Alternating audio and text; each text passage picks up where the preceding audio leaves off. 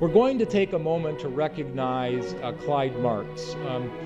We have decided this year to name our annual summer conference after Clyde because of the enormous contribution that Clyde has made to the field of natural resources law. I first met Clyde Martz when he became the solicitor at the Department of the Interior in 1980. I was a very junior attorney in the office of the solicitor at that time. It was not the kind of position where one gets to meet with the solicitor very often. But I happened to write a brief. It was a draft brief on a constitutional issue that came up under the Federal Surface Mining Control and Reclamation Act, and somehow the draft brief came across Clyde's desk. And I got a note from Clyde basically saying that I needed to come down to his office. And I didn't, again, usually get notes from the solicitor inviting me to come to his office, so I wasn't sure what it was about. And it turns out that he fundamentally disagreed with my analysis of the constitutional issue. But rather than just rewriting it or having someone sort of just throw my draft brief in the circular file, he invited me and just genuinely wanted to talk about. He wanted to brainstorm with me. Why did I think this? Why did he think something different? And it was just a remarkable thing for a junior attorney to have an encounter with someone in that senior position. And I guess I felt that he genuinely wanted to know my views and was respecting of the views that I had regarding the particular issue. I don't remember even how we resolved it at the end. But the one thing that I came away with, I guess, from that short encounter with Clyde was that for Clyde, it wasn't about winning the argument so much. It was about sort of the art of lawyering. I've rarely met someone who enjoyed the practice of law as Clyde enjoyed it. And he particularly enjoyed, I think, engaging young people in their pursuit of the law. And it's in part, I think, that memory that we want to honor in naming our summer conference after Clyde. I'm just going to introduce this first video clip in which Clyde talks about how he first came to Boulder. So let's watch. I did have an offer from a firm I'd been impressed with in the past, Davis, Graham and Stubbs in Denver. And I got in touch with them and say, I'm available now. I can come out on my honeymoon and start working on my job. And the senior partner said he's sorry. Since they last contacted me, another young man had come along, Byron White, who was a star at the University of Colorado, and they were going to give the job to him. So there I was without a job. A young man at the office, when I was interviewing the Davis, Graham and Stubbs people, told me to go up and see the dean of the law school in Boulder because he would know of openings around and could make recommendations to me as to where to go. I should advise you that by that time I had changed my attitude about law completely. I wanted to practice law. I wanted to convict all those guilty sinners. Wanted to keep the rich from abating the poor. All the lovely goals that one can dream of as a lawyer. So I did go up to the University of Colorado and met with the dean of the law school. And he was in a jam that could not have existed accidentally. I feel that God must have been involved somehow in the action, because he was facing classes in about two to 3 weeks, and the man he had employed to teach 3 dog courses. Had to withdraw because of the elevation of Boulder, Colorado. And so the dean gave me a 1-year appointment to teach 3 courses, and I was excited. This is truly a wonderful occasion to be able to dedicate this conference to Clyde Martz. And I'd like to just say a few words about Clyde. You've heard in his own words how he found his way to the University of Colorado Law School as perhaps the second best job that he thought he could get at that time, having been preempted by the late Justice Byron White, who got the chair at what became Davis, Graham and Stubbs firm. When Clyde was assigned these initial courses to teach, they were, of course, not courses that he had ever heard of or taken at Harvard Law School.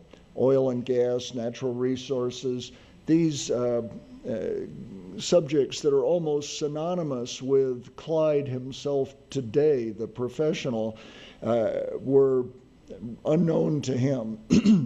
In his characteristic way, he dug in, not only learned these subjects, but became the master of them and recognized nationally for that. He wrote the first book in natural resources law 60 years ago. Clyde was a visionary and did lay the cornerstone for founding that field. Notably, Clyde was the one who took forward the idea of clinical learning. Clinics are now a very important part of legal education. We have 10 of them here at the University of Colorado Law School. The roots were planted by Clyde Martz when he was professor and acting dean. He went to the Supreme Court of Colorado and got approval for a student practice rule that allows students to this day to go into court representing clients under the supervision of their clinical professors. Clyde never stopped being a teacher and a mentor, but he was a powerful practitioner as well. One of the cases we teach in our public land law course is Leo Sheep, a case that Clyde took to the United States Supreme Court and amazingly won. Clyde was, of course, teacher, mentor, practitioner, but he was always a public servant. Intermittently, throughout his career, he was lured into public service, usually being tapped by the President of the United States or the Governor of Colorado. He headed many commissions and sat on others. Notably, he was Assistant Attorney General under Robert Kennedy. He was later appointed Solicitor for the Department of Interior by President Carter. He was Executive Director of the Department of Natural Resources, appointed by Governor Roy Romer. He was a constant inspiration to all of his students for his commitment to public service, and that tradition, we hope, we carry on nobly today at this law school. What we remember him for most fondly today is his role in creating the Natural Resources Law Center itself. He was involved in the founding. He was on the founding advisory board, a group of people brought together, practitioners and educators in the field of natural resources law. Clyde, of course, was an indispensable member of that board. Clyde is a personal hero of mine. He began his work here, defining the field of natural resources law, founding the Rocky Mountain Mineral Law Foundation, living a commitment to public service, and inspiring young lawyers in the rigors and joys of practice, especially in natural resources law. We now rededicate to Clyde O. Martz this series, to the inspiration of quality and balance that Clyde inculcated in us from the beginning, from the founding of the Natural Resources Law Center. This is the first Clyde O. Martz, Natural Resources Law Conference. Clyde has honored us for more than 60 years. It's our turn to honor Clyde. I think we're moving into an age where we're going to become short in some resources and in other resources internationally as well as nationally. We're going to have to make changes in our law as we go along. And we've made changes in the past largely on political grounds. It's a political issue. And the results of legislation changes is the prevalence of a point of view for political reasons over other views on solutions.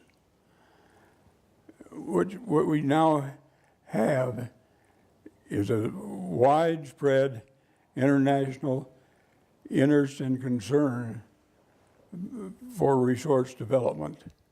And what I have always thought, and yes, with the Natural Resources Law Center, is that it is a vehicle of interests that are non-political in character, where smart contributors give thought to how the best solution may be to a particular resource problem in its development.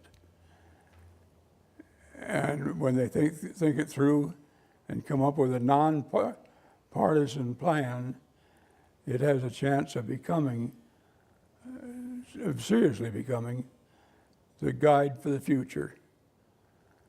So I would encourage the Natural Resources Law Center to shape itself so that it is represented by viewpoints nationally and internationally affecting all the foreseeable future allocation of resources in the world. And in that process, the center will become a very valuable unit internationally and domestically. We want to thank the center for honoring Clyde by naming this annual conference after him. We know that Clyde believes in the mission of the center, as he says in the video, and as you'll hear him say in a few moments in the last clip. The center will serve as a forum for collaborative policy development on the challenging issues of the day affecting natural resources development. What I wanted to do in the few minutes available to me is to talk about what Clyde meant to us, those of us who had the extraordinary good fortune to work with him in the private practice. You've heard about the many accomplishments of his remarkable career, how he excelled as a teacher and a practitioner and in public service, how he helped to found the Natural Resources Law Center and the Rocky Mountain Mineral Law Foundation. But those accomplishments don't really paint a picture of the kind of man that Clyde is. Aristotle said that teaching is the highest form of understanding. And Clyde is, above all else, a teacher. He teaches everyone he encounters, even his adversaries, in his gentle but powerful way.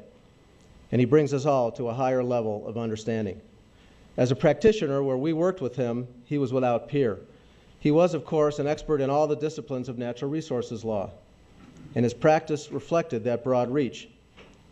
Working for Clyde, you never knew if you were going to be working on an international oil and gas transaction, or a mining project, or a water law case, or a public lands controversy. And that was the fun of it, as daunting as it was. He worked on cutting-edge cases, such as the Fellhauer case, which involved difficult and unprecedented questions of integrating water wells with surface rights. Clyde's work on that case literally revolutionized Colorado water law and helped to establish the principle of maximum utilization of state water as the corollary to prior appropriation. You mentioned the Leo Sheep Company case. I went with Clyde to the Supreme Court to argue that case, which involved a claimed right of the government to cross the corners of checkerboarded land to get from one government section to another. Significant issues of access to public land were at stake, as were important issues of the sanctity of private property rights. The court unanimously denied the government's claim and vindicated the property rights of Clyde's rancher client. Chief Justice Rehnquist was quoted many years later as saying it was his favorite case during his time on the Supreme Court. In all these cases, Clyde faced daunting odds and was given little chance of succeeding. Yet he won them. He did so by teaching the court how the law should work. Always the teacher, he made each project a learning experience, and in doing so, he taught us all how to be lawyers. But his teaching was more than intellectual. He taught us about commitment, integrity, and humility, the hallmarks of our profession. Regardless of the matter or the client, Clyde was always the same, and this is really the true measure of the man. Notwithstanding his sheer brilliance, he was always humble, self-effacing, quick to deflect credit and entrust responsibility to the lawyer working with him, completely dedicated to his clients and their causes. He truly loved what he did. In fact, as he told us several times in taping the video, he claims he never worked a day in his life. He simply never regarded what he did as work. He regarded it as a privilege, a great joy, and a wonderful challenge. He did everything with boundless enthusiasm and limitless energy. He was relentless and formidable in advocating his clients' causes, but he was also practical in seeking achievable results. For all his intellectual brilliance and creativity, he believed in practical, collaborative approaches to dispute resolution and problem solving, and we'll see some of that in the next clip. Henry Adams said that a teacher affects eternity. He can never tell where his influence stops. Clyde affected all of us who worked for him, and his generations of students, and the thousands who benefit from the programs at the Natural Resources Law Center and the Rocky Mountain Mineral Law Foundation. His influence on natural resources law and policy is beyond measure. His influence on our lives has been a continuing gift. We are all blessed to have had the opportunity to work with him. We thank the Center for allowing us the opportunity to say so publicly and for honoring him with this conference. I won't be here 20 or 30 years, but if I were, then I've stated what I hope to see, namely a thought going to a solution of an identifiable problem without opting for litigation. And I think your center is an ideal means of reaching a desirable end. But that just underscores the need for having an organization like yours that will address the issues and find solutions instead of just using the political